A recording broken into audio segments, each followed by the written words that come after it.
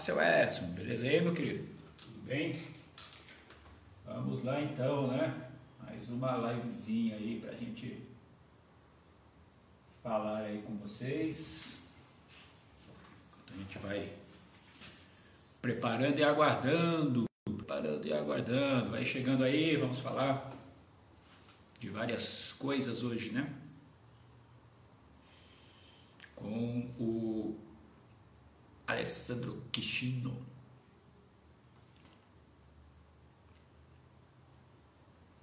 Bom dia. Hoje é quinta, né? Dia de TBTs. Fala, Guilhermão. Tudo bem aí, rapaz?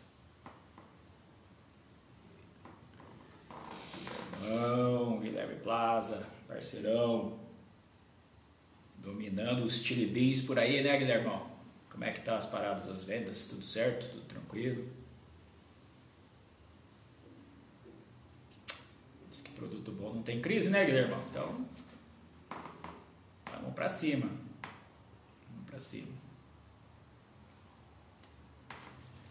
Aguardando a galera chegar mais um pouquinho.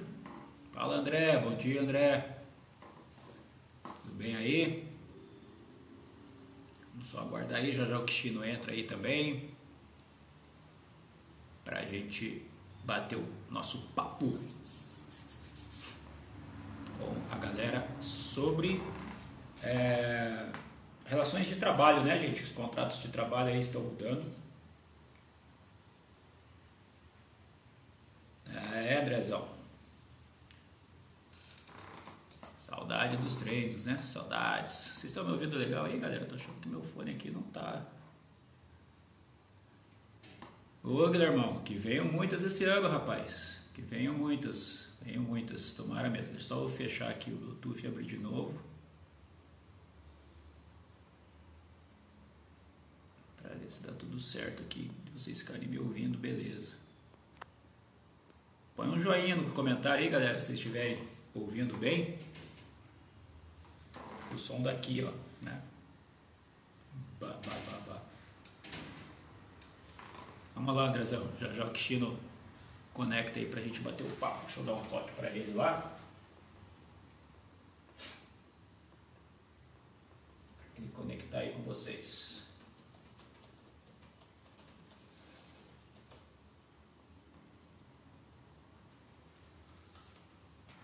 Ô, Grandezite, esse rapaz aí que manja dos pneus. Quer saber de pneu de competição? Chama esse cara aí, rapaz. Esse bigodão dele aí, o cara manja tudo. Hello. Acho que tá funcionando esse fone aqui, né, gente? Espero que ele esteja pra gente conversar bacana aí.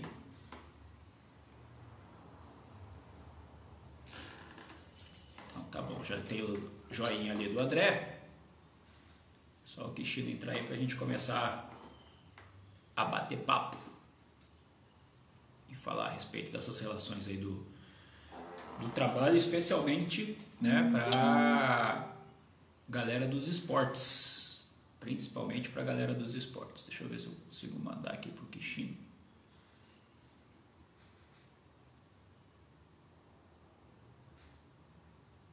Pra ele conectar lá, né, rapaz? Pra gente fazer esse bate-papo aí junto com vocês aqui no nosso Insta. A gente tá tentando todo dia, né? Sempre aí no horário das 10 fazer uma live, trazendo algum assunto que seja bacana aí pra vocês, que possa auxiliar alguma coisa.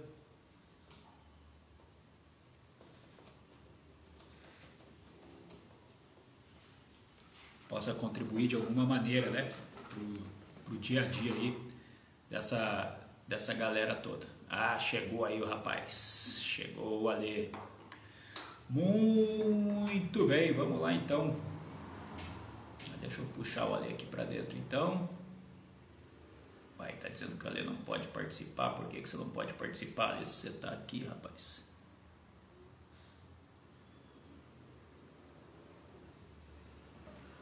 Ale já vem aí para participar com a gente. Vamos ver aqui. Aguardando.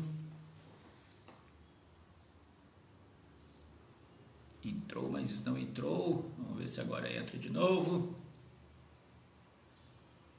Aí, agora sim, rapaz. Agora o Ale tá aqui. Muito bem, vamos esperar o Ale conectar aqui. Deixa eu só ficar de próximo. Quero avisar uma galera sobre essas questões aí. Fala, doutor, beleza aí? Bom dia, bom dia. Tá me vendo aqui? Já. Tá mais focando pro tempo, mas estamos te vendo. Tô tentando organizar aqui a casa. Tá bom aí, tá bom aí. Ó, Tá bom a aí. imagem é feia mesmo, não é problema da tecnologia. Não, não, não. Às vezes é com a gente. Daí, Ale, tudo certo contigo, cara? Como é que você tá? Bom, pô, bom te ver, meu amigo. Faz tempo, né? Faz tempo que a gente se conhece, Pô, mas também faz muito tempo que a gente não se vê, né, Ale? faz anos, Histórias né? de jogos abertos, muitas edições de jogos abertos, jogos da juventude, né? Competições que essas são duas das competições que eu mais amo tá cobrindo, tá participando, são essas competições. E faz uma falta, né? Poxa, a gente começou viajando o Paraná em Jojupes, em Japes, né? Piabon de bola até, a gente pegou essa fase. Pô, bons tempos. Uma fase bem boa. Agora, Ale, fala um pouquinho pra gente desse trabalho inicial, né? Hoje a gente tem uma conceituação, digamos assim, bem acima no que diz respeito à justiça desportiva. E vou te colocar numa segunda geração desse Tá. desenvolvimento da justiça desportiva, porque pela minha vivência, do que eu lembro, a gente tem para trás um Paulo Schmidt, né? Tem outras pessoas que Isso. é exatamente, o Quadros também, né? Tem várias outras pessoas que participaram desse processo e você veio na esteira desse processo. Mas talvez pouca gente saiba, né? Que a gente tem no Paraná um embrião muito forte do que hoje é a justiça desportiva e boa parte daqueles que fazem parte da justiça desportiva hoje em âmbito nacional, e aí a gente vai falar de uma justiça desportiva de uma CBF, por exemplo, são pessoas que saíram justamente aqui, né? Do Paraná, saíram aqui do que a gente estava falando há pouco, de jogos abertos, de jogos da juventude, se criaram nesse ambiente e subiram e acho que deram essa nova visão de justiça desportiva que a gente tem hoje, né? Pois é, eu comecei viajando, né, pelo Paraná, compondo o Tribunal Desportivo em 96. Eu estava no segundo ano da faculdade. E foi até por um curso que o Paulo Schmidt, junto com o Alexandre Quadros, promoveram na Federal do Paraná. E de lá para cá a gente tentou, né, difundir esse segmento do direito, né, na prática. Então, lá de 96 até hoje, a gente fez muito estudo, muitos cursos, e até 2004, por exemplo, assim, a gente tinha referente, era uma vanguarda, né, para o segmento. Hoje está um pouco alterado esse sistema, tem outros estados que criaram jurisprudência e treinamento específico, né, para as pessoas militares nessa área, mas lógico, a gente tem bons nomes, né, no mercado trabalhando com isso ainda.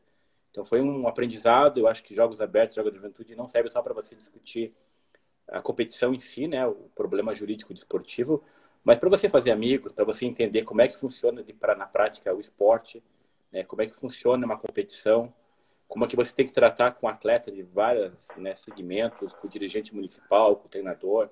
Então é uma experiência muito legal que você consegue aproveitar dessas competições. É uma pena que a gente não tem mais tempo, né, para poder ficar aí uma semana no interior participando desses tribunais, mas foi uma escola importante, serviu de referência para muita gente. O Itamar, que você conhece também, Sim. né, o Dr. Salomão, mais recentemente o Lucas, que hoje é nosso presidente da Comissão de Direito Esportivo da OAB, começou também viajando no interior do Paraná.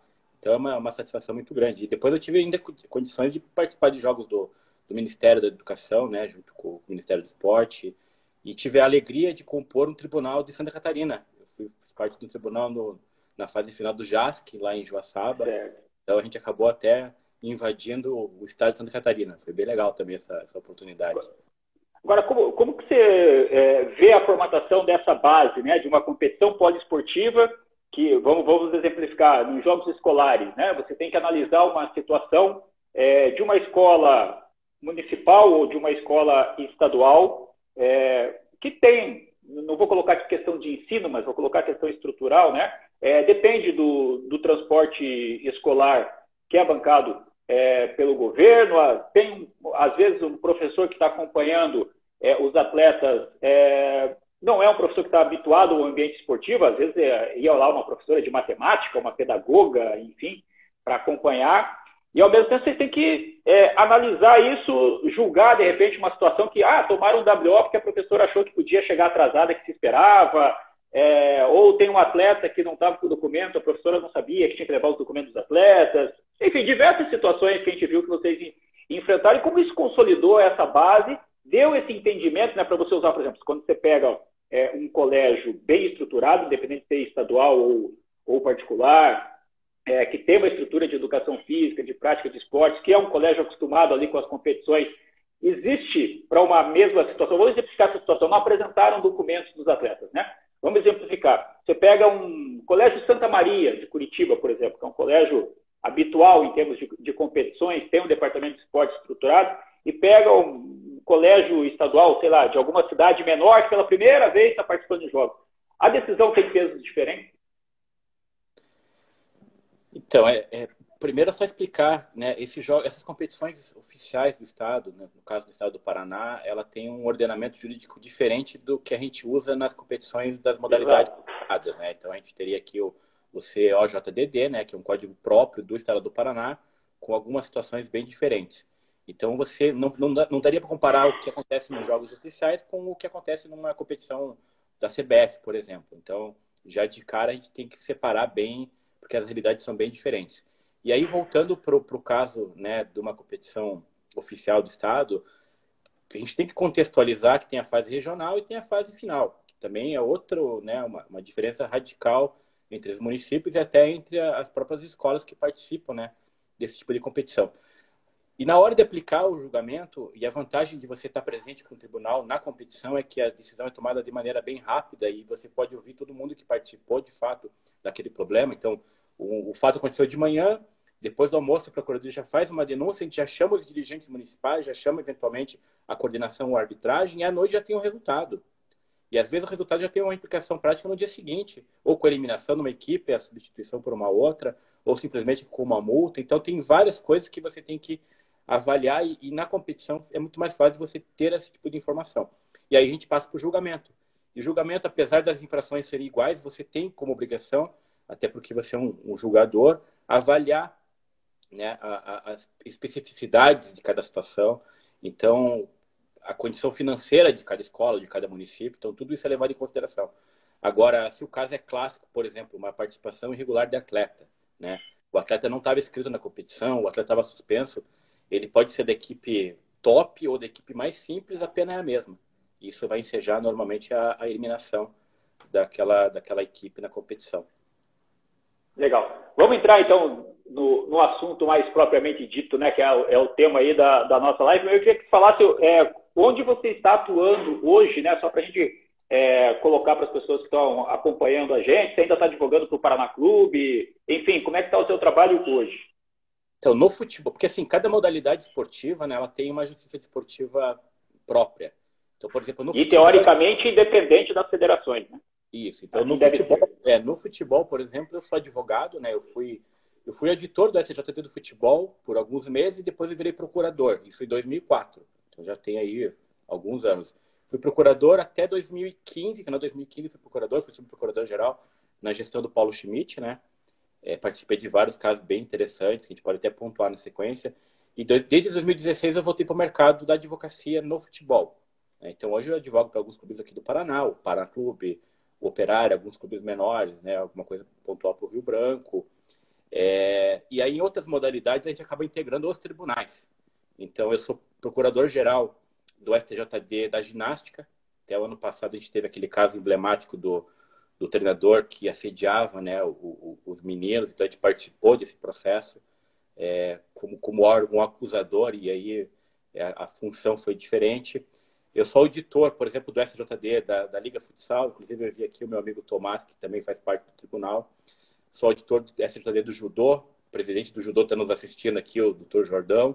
Sou auditor do SJD do Ciclismo, presidente também, ex-presidente está assistindo, o doutor Salomão, que a gente acabou de fazer referência, também começou na época da Paraná Esporte. E sou presidente do SJTD de esportes aquáticos, né? Natação, polo, salto. Então eu tenho essa função também de presidente de um órgão judicante de uma modalidade olímpica. Então Ou essa seja, está com a agenda cheia, né, Cristiano? Não tem dia de folga para você, né? na verdade, tirando o futebol e o futsal, que também dá um pouco de trabalho, nas demais modalidades os casos não são tão comuns, né? Então, assim, o ano passado, por exemplo, na natação, né, barra polo, barra nado sincronizado, a gente teve aí 4, 5 processos no ano. Então, assim, não dá muita demanda, não dá muito trabalho. Mas quando dá, você tem que se debruçar e tratar com cuidado, né? Mas hoje, né, além da questão da justiça esportiva, o direito desportivo, na verdade, ele cresceu muito, né? Então, ele atingiu ramificações diversas. Ele tem vinculação com tributária, com civil. Então, se a gente viver só de justiça desportiva, a gente não paga as contas. Essa é a grande realidade. Porque os auditores não são remunerados, os procuradores, né? E também não são. Então, é mais um trabalho pro bono que a gente faz para poder ajudar o esporte. Bom, e dentro dessa mistura de direitos, a gente está numa época, né, numa fase, vivendo um período aí do mundo todo, que mais do que nunca o direito esportivo está se vinculando com o direito trabalhista, né? A gente tem visto muitas situações sendo resolvidas de algumas maneiras diferentes. Eu queria tentar pensar contigo o que a gente pode auxiliar alguns atletas que possam estar nos vendo agora, alguns dirigentes de equipes que possam estar nos vendo agora, para essa sequência de contratos de trabalho, né? Vamos exemplificar. Futsal, a maioria dos contratos feitos em fevereiro, né, porque o campeonato ia se começou, na verdade, né, ali na meados de março, e se interrompeu. E a maioria desses atletas tem o seu contrato até o fim do ano, porque se espera que o time chegue a uma final de campeonato, aqueles que vão disputar só estadual e principalmente aqueles que estão disputando a liga. Alguns clubes estão tentando manter, outros estão fazendo uma espécie de suspensão, outros deram férias para esses jogadores, enfim. Tem uma fórmula, tem um encaminhamento, a própria federação, me parece, através do seu jurídico, tentou auxiliar os clubes de alguma maneira em relação a isso. Como é que você vê essa relação aí das modalidades entre jogador e clubes ou times? Então, o primeiro ponto que a gente tem que falar é que tem uma diferenciação muito grande, até na própria legislação brasileira, com relação à questão do atleta profissional, que tem um contrato de trabalho, né, um contrato especial de trabalho desportivo, que no caso são os atletas de futebol, tá? Com os atletas de outras modalidades. Isso que eu ia te perguntar, Cristiano, a nossa legislação, ela trata atleta profissional só o jogador de futebol? As outras modalidades ainda são consideradas amadoras? Então, a Lei Pelé, né, a Lei 9.615 de 98, ela fala que é possível de você fazer um contrato de trabalho, né, um contrato especial de trabalho desportivo, que é a denominação que a Lei Pelé utiliza. O que acontece é que, das modalidades existentes no país, a única que faz o registro desse contrato de trabalho é o futebol, né? Então, um clube de futebol, para criar o vínculo trabalhista e o vínculo desportivo com o atleta, ele tem que obrigatoriamente registrar o contrato lá na federação, que manda para a CBF. Então, esse atleta, ele é um profissional, ele é um trabalhador, ele tem um contrato com o início, tem um contrato com prazo determinado. Nas outras modalidades, não há necessidade desse vínculo, desse registro desse documento, até porque a maioria dos clubes acabaram fazendo esse documento. Então, são raros os clubes que fazem um contrato formal de trabalho. Por quê? Porque isso onera o clube, né? Então, no vôlei, no basquete, no futsal mesmo, não são comuns os casos de atletas que recebem como direito de imagem, como verba de patrocínio, né, como ajuda de custo. Então, o primeiro ponto era exatamente esse.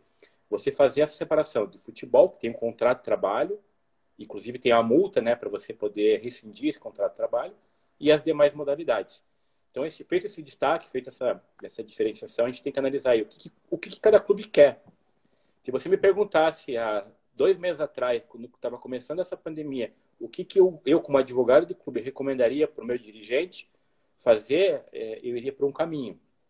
Hoje eu mudei o discurso e acabei sendo um pouco mais radical. Eu acho que a gente tem que pensar de uma outra forma, porque não é simplesmente a gente reduzir o salário do jogador ou parar de pagar o direito de imagem. A gente tem que encontrar um meio dos clubes sobreviverem. A situação agora mudou. Eu acredito que os dirigentes vão ter que tomar alguma atitude um pouco mais enérgica porque do jeito que está, pelo menos no futebol, porque a gente está acompanhando diariamente, não há como as competições continuarem paralisadas por muito tempo e os clubes continuarem pagando o salário de jogadores de maneira integral, né? Aí você me perguntar, o que faz no futsal? Eu até atendo alguns clubes de futsal, advogo para alguns atletas, assim, de maneira, né, extra escritório, e eles me relatam que tem essa dificuldade de redução de salário, redução de bolsa, redução de valores, de maneira geral. É correto, não é? Olha, na verdade, o princípio está se criando um passivo trabalhista, né? Isso é bem claro. Se a redução da remuneração não é de comum acordo, não há um aditivo contratual estipulando essa situação, o clube sim está tendo um passivo trabalhista significativo, dependendo do prazo dessa suspensão. Então, cada caso tem que ser analisado com cuidado, a gente pode até explorar mais, porque me parece que o gestor vai ter que sentar e pensar bem no que ele quer. Certo. O Wilson França, deu uma travadinha aí, mas não tem problema não, vamos lá. O Wilson França está perguntando aqui, ó, o atleta profissional não está ligado somente a um contrato e sim ao registro desse contrato na federação? Ou o contrato com o clube é o determinante, o registro na federação é apenas uma situação de regulamentação, de regularização para participar de uma competição?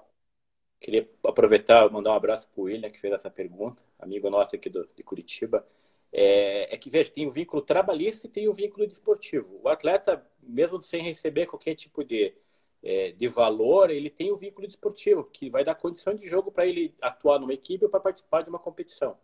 Então, o vínculo desportivo ele não caracteriza o vínculo trabalhista. O vínculo trabalhista ele é caracterizado, se não tiver um contrato de trabalho, por outros requisitos, né? Pelo pagamento frequencial, pela questão da hierarquia, pela questão da subordinação. Então, a própria regra trabalhista vai poder identificar se a questão é trabalhista ou desportiva. Mas o atleta, para se vincular, né, a uma equipe, a um clube, ele tem que estar vinculado desportivamente na federação ou na CBE, ou na confederação, que aí varia muito de estado, varia muito da modalidade.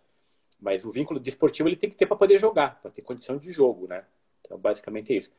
Mas voltando à questão trabalhista, Osíris, então, eu falei com o teu pai há 2 meses atrás. Ele me ligou, o que o Operário faz? O Operário de Ponta Grossa faz. Falei, o Operário deveria conversar com os seus atletas e encontrar uma solução comum, né, para discutir essa questão temporária de uma redução salarial, por exemplo. E me parece que isso foi feito. Mas hoje eu não sei se a medida mais adequada seria reduzir lá 20%, 30% do salário. Talvez seria o caso de estudar, e a gente está estudando aí com outros colegas, se a gente não poderia suspender o contrato do atleta. Por mais que a Lei Pelé não defina essa possibilidade jurídica, o advogado tem que ser criativo para tentar evitar aí uma situação muito pior. Tem clubes no Brasil de futebol, por exemplo, que não pagou salário esse ano para ninguém, né? O Vasco da Gama vive uma situação caótica. Então é difícil, e até reproduz aqui um comentário feito pelo presidente do Sport de Recife, como é que eu vou propor uma redução salarial se eu não paguei ninguém? Como é que eu vou propor diminuir 30% do salário se eu estou devendo fevereiro, março ou abril? Está devendo 300%. Então é muito complicado. Você não tem nenhum argumento para chegar para o teu grupo de atletas ou para o teu grupo de funcionários e fazer esse tipo de propositura. Não tem como. Fala, presidente, você quer que eu reduza 30% de quê? Minha redução já é 100%, você não está pagando nada faz meses. Então, é complicado. Nas outras modalidades, é mais difícil, né? Porque a relação, ela às vezes é informal, porque não tem esse vínculo trabalhista constituído, e aí o gestor vai ter que utilizar aí todos os artifícios possíveis para poder fazer essa negociação. Mas há passivo trabalhista, há risco trabalhista. Tem vários advogados que estão participando aqui da live, que discutem isso, que defendem atletas, vão falar a mesma coisa para você.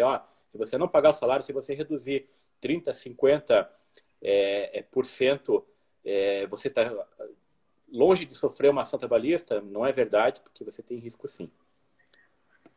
Mas e se houver uma redução, Kishiro, vamos hipotetizar, porque eu acho que a gente falar qualquer coisa agora é só hipótese, a gente não tem como definir data, tão pouco o retorno, né, do futebol. Não adianta você ficar assim, meu protocolo está pronto, posso voltar. Não, você ainda não pode voltar. O campeonato vai começar quando? É tudo hipótese. Mas vamos lá. Primeiro, essa redução, se vamos dizer que haja um combinado de redução, essa diferença ela pode ser paga à frente nos próximos salários, daqueles que estão pagando, né? Faz de conta que o futebol é o país das maravilhas e todos pagam as coisas direitinho. Dá para ter uma redução de 30 agora e essa diferença ser passada, sei lá, a partir de quando o futebol voltar? Setembro, outubro, não sei quando? Pode sim. É por isso que, nesse caso, né, me parece que há uma concordância aí do envolvido, né? O atleta, a comissão técnica concordaram. A gente reduz agora, mas quando, né, as atividades normais do clube retornarem, a gente retoma esse pagamento, complementa esse pagamento posteriormente. Me parece que seria o mais inteligente a ser feito por um dirigente, né, esse tipo de proposta. Mas essa proposta também ela não pode estar vinculada ao retorno das más competições, porque e se a competição voltar lá só em agosto? Os clubes quebraram até agosto. Essa é a grande realidade. Não tem muito o que fazer, não tem mágica. E a questão é financeira, é puramente financeira. Não é 100% ou 70% ou 50% da folha que vai me aliviar, porque se eu não tenho receita, minha receita é 0 ou é 10% do que tinha, os clubes quebraram.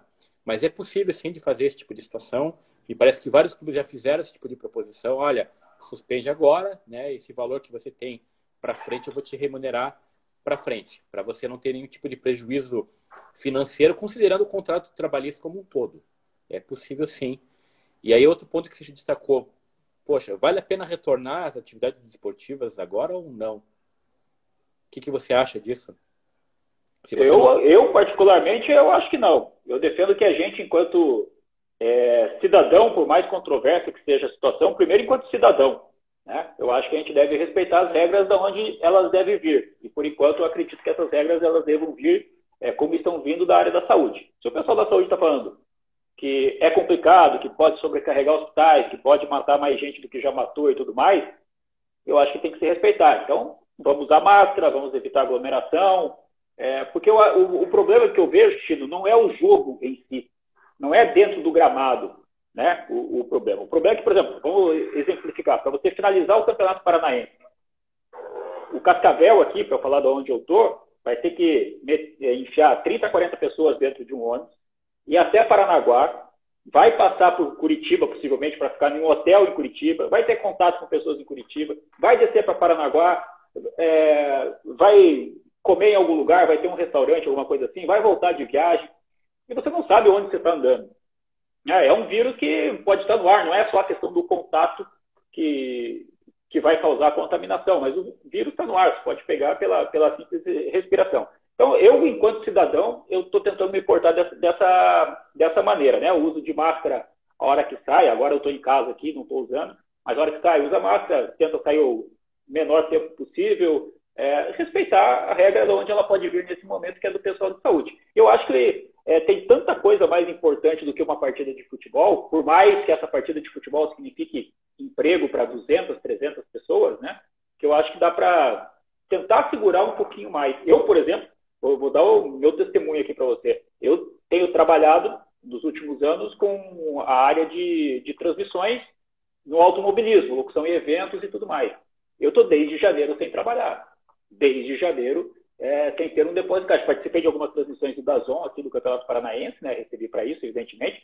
Mas se for pegar aí no caixa, o furo do caixa está grande aqui também. Mas não é isso que vai fazer com que eu comece a desrespeitar regras. Eu acho que o principal passa por a gente respeitar regras nesse momento. Eu concordo com você, estou até brigando, conversando com o diretor-geral do Operário de Ponta Grossa. O Operário está fazendo aquele treino virtual, para tentar manter os atletas em atividade, para tentar movimentá-los de alguma forma. E tem uma iniciativa dos clubes retornarem ao treino físico mesmo. Aí eu pergunto, eu não sou fisiologista, não sou da área de educação física, mas retornar aos treinamentos, né, normais, sem uma programação de competição, serviria para quê? Me parece que vai ter um problema até de organização do planejamento, né, daquele departamento. Então, eu não sei se... porque os protocolos indicam que os treinos devem ser feitos no máximo com 5 pessoas, né? Grupos de 5 pessoas, né? Então, quer dizer, não adianta você juntar todo o elenco, por exemplo, do Operário que você está citando aí, você não vai colocar todo mundo no mesmo ambiente. Pelo menos se for para respeitar a regra, não tem como colocar todo mundo no mesmo ambiente para treinar.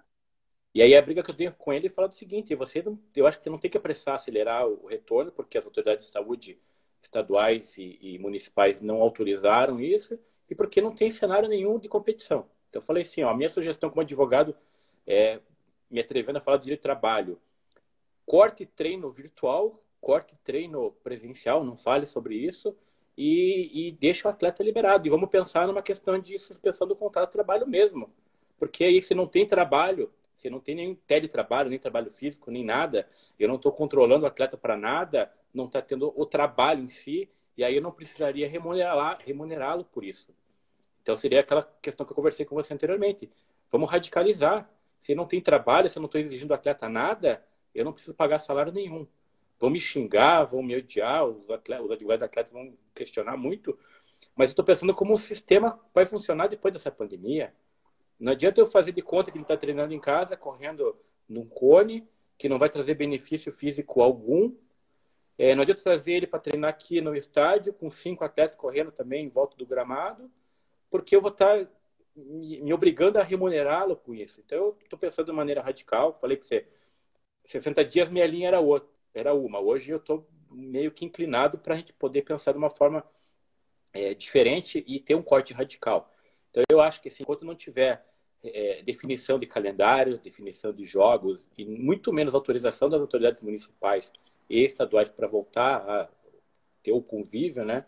Não tem que falar em retorno e não tem que falar em nada disso.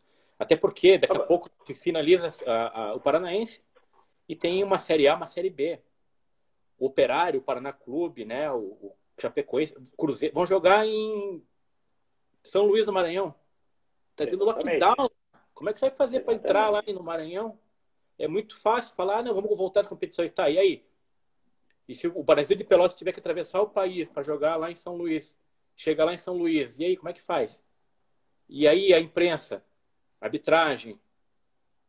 É complicado, né? É isso que eu falo, não é só o dentro do gramado, né? Tem todas essas questões. Agora, seguindo essa linha de suspensão de contratos, você, de certa forma, defende, você acha que, primeiro, suspender o contrato e os jogadores estarão livres no mercado? Nós teríamos aí...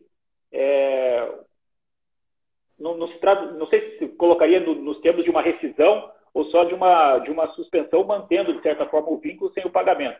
Mas se teria mais jogadores.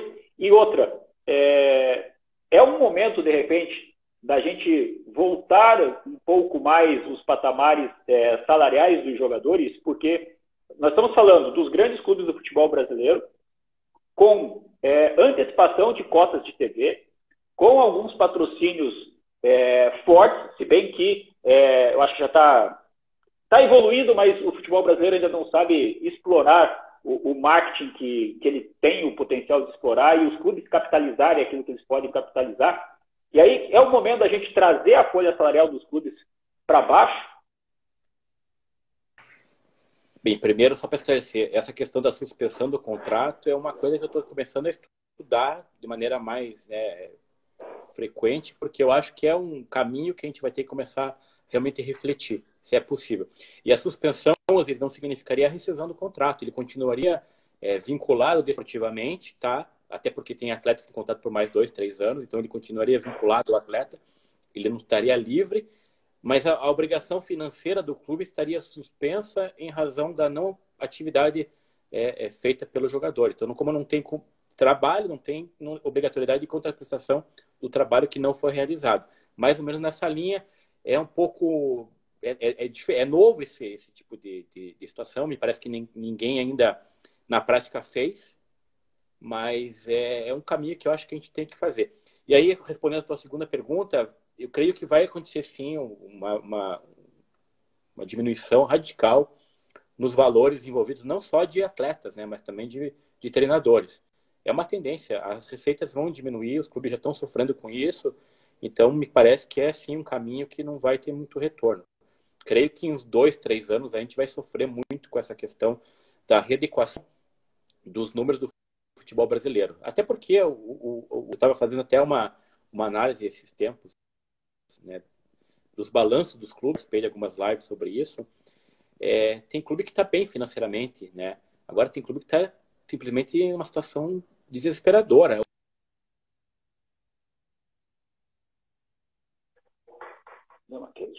Então os clubes têm que vão ter que repensar.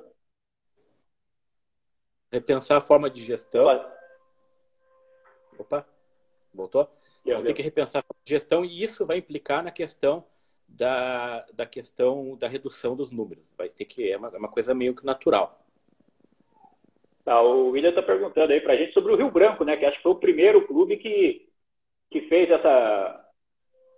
tomou uma atitude, né? Na pandemia, lembrando que o Rio Branco está classificado para a segunda fase do Campeonato Paranaense. Me parece que a rescisão foi apenas da comissão técnica, né, Cristiano? Pelo menos que eu fiquei sabendo, foi rescisão de comissão técnica e suspensão dos jogadores, é isso? Eu não estou a falar do Rio Branco porque eu não sou advogado do Rio Branco, também acompanhei por cima, tentei acompanhar a situação de alguns atletas pelo CBF e parece que o Rio Branco liberou antecipadamente, né, os jogadores que eles tinham contrato normalmente até agora, ao final de abril, e não houve a renovação desses contratos, porque isso é uma dificuldade também do clube saber o que faz, porque muitos dos jogadores acabaram o vínculo desportivo, o contrato dele acabou quando, a princípio, a data do estadual se encerraria. Como é que eu faço com esses jogadores? Eu renovaria o contrato deles para continuar pagando salário ou eles posso liberar para eles ficarem livres no mercado? Então, o Rio Branco me parece que ele rescindiu de alguns, antecipou a rescisão de alguns e não renovou o contrato da maioria. Então, hoje ele não tem muito jogador para disputar a competição. E aí a Federação Paranaense de Futebol, assim como as demais, vão ter que estipular uma regra. O atleta que tinha vínculo e não tem mais hoje, ele pode ser recontratado para a finalização do campeonato ou não? Esse é um ponto que também a gente vai ter que repensar, porque, regra geral, os clubes não podem fazer novas inscrições de atletas.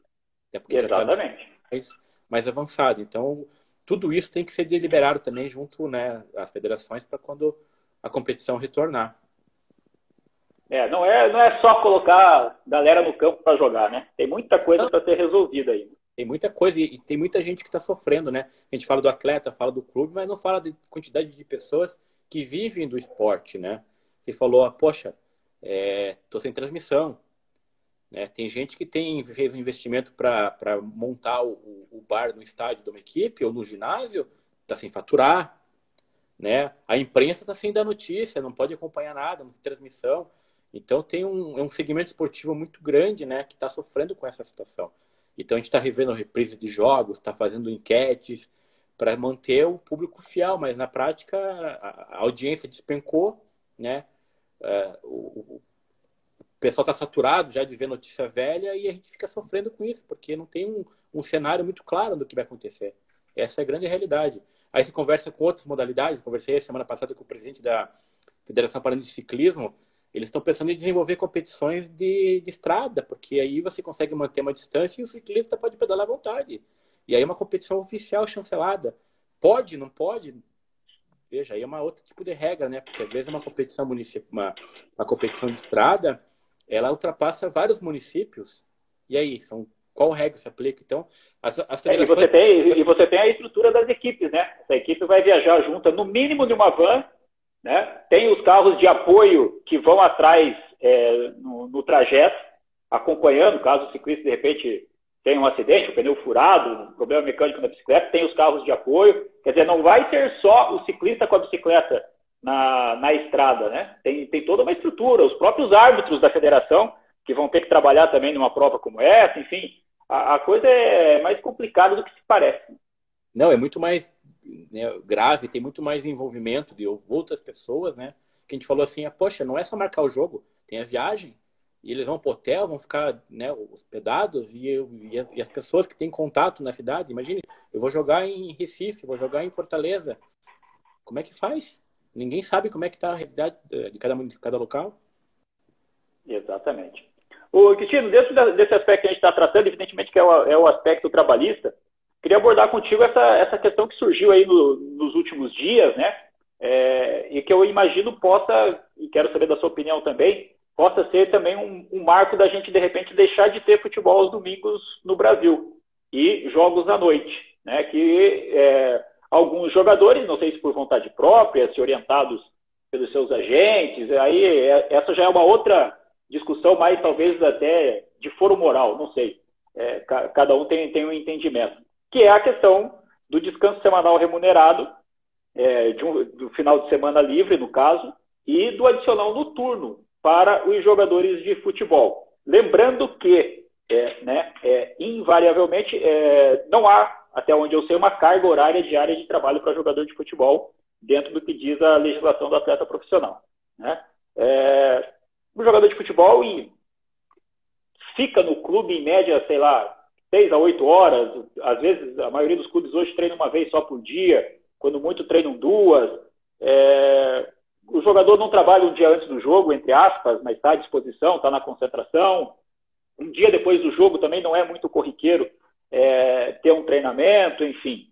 Mas acabou, pelo menos com as pessoas que eu converso, que eu convivo, caiu mal, né? Essas ações de jogadores pedindo o descanso semanal remunerado e o adicional noturno, partindo do princípio que você está exercendo uma atividade, né, que até o pessoal usou o exemplo, é a mesma coisa que o cara que trabalha de palhaço no circo cobrar porque estão dando risada da piada dele e ele está se sentindo afetado moralmente, entra com uma ação lá de danos morais contra o circo porque estão rindo dele. E muitos entendem assim também do jogador de futebol, que sabendo que rodada de futebol ou é meio de semana à noite, ou é sábado e domingo, né? É final de semana.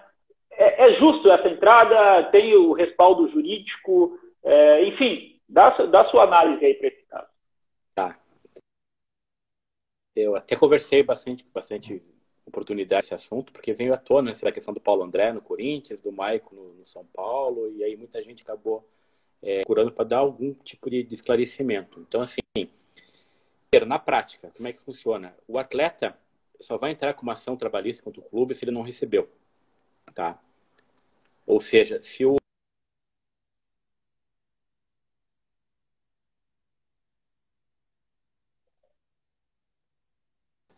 então se o atleta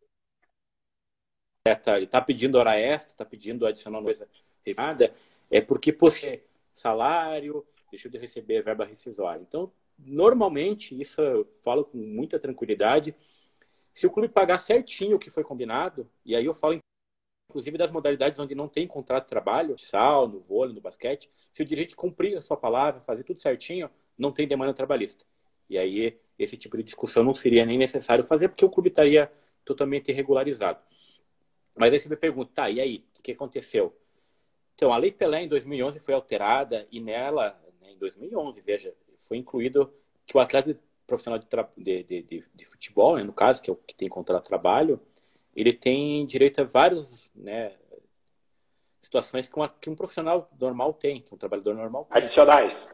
Inclusive, previu na Lei Pelé que a jornada de trabalho do atleta tem que ser de 44 horas semanais. Está claro isso aí. Né? Que o atleta teria direito de concentração, teria direito a adicionais. E aí, o que foi feito naquela oportunidade já? Alguns clubes colocaram no contrato alguns valores referentes a acréscimos motórios. Ou seja, para compensar esses acréscimos, esses adicionais, a concentração, a viagem, a temporada, eu pago um plus, ou por um percentual, ou por um valor fixo. Então tem clube que fala assim, ó, se você jogar, você ganha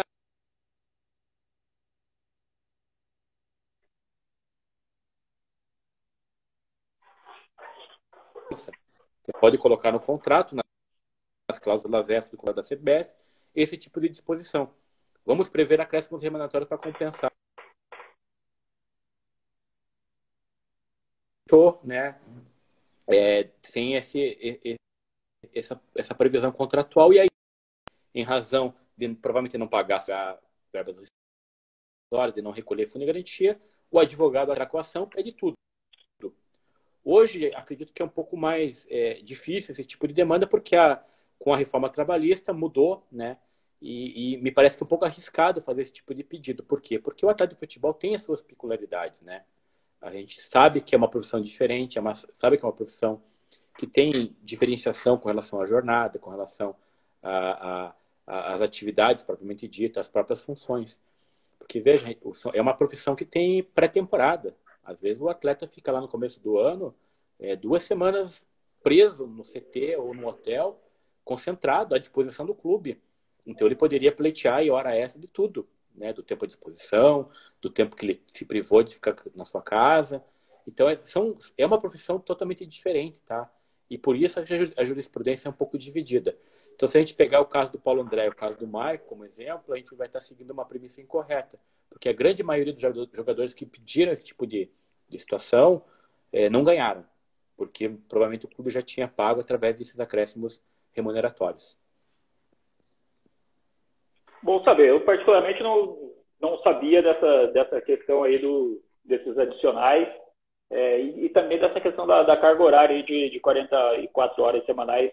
Eu não tinha o conhecimento disso aí. Bom, por isso que é bom esse nosso papo. Ale, queria te agradecer aí por esse bate-papo, cara. Espero que a gente tenha esclarecido algumas coisas, né? Colaborado com a galera que acompanhou aí as lives e torcer para que a gente possa ver a pelota rolando, né? Que a gente possa estar nos estádios aí em breve. Eu acho que esse é o maior desejo, né? De toda a galera que vive, que acompanha o esporte. Acho que é isso, né? Eu que agradeço a oportunidade, né? Um bate-papo legal com um amigo de longa data. A gente se encontrava em corredores de CCO e hoje a gente está aqui utilizando aí o meio tecnológico disponível para poder bater um papo. Estou à disposição, né? Eu converso sempre com seu pai, grande Josias Nadal, um abraço para ele. Falo semanalmente com ele para acompanhar as notícias de Ponta Grossa. Abraço para as pessoas que acompanharam aqui, a gente está à disposição. Torcer para voltar logo e voltar com responsabilidade, né? Valeu, Cristiano. Obrigadão, tá? Olha, a entrevista vai estar postada daqui a pouquinho aí no Insta, do IGTV também, para quem quiser acompanhar. Se vocês quiserem compartilhar também, passar para frente, fiquem à vontade, tá bom? Amanhã às 10 a gente tem mais uma live para trazer para vocês aqui. Amanhã é sexta-feira, né? A gente vai abordar um tema ligado à questão do turismo e o turismo de eventos, principalmente, tá bom? Obrigado para vocês que participaram com a gente, a cada um de vocês. E a gente volta amanhã com mais uma live, tá bom? Tchau, tchau.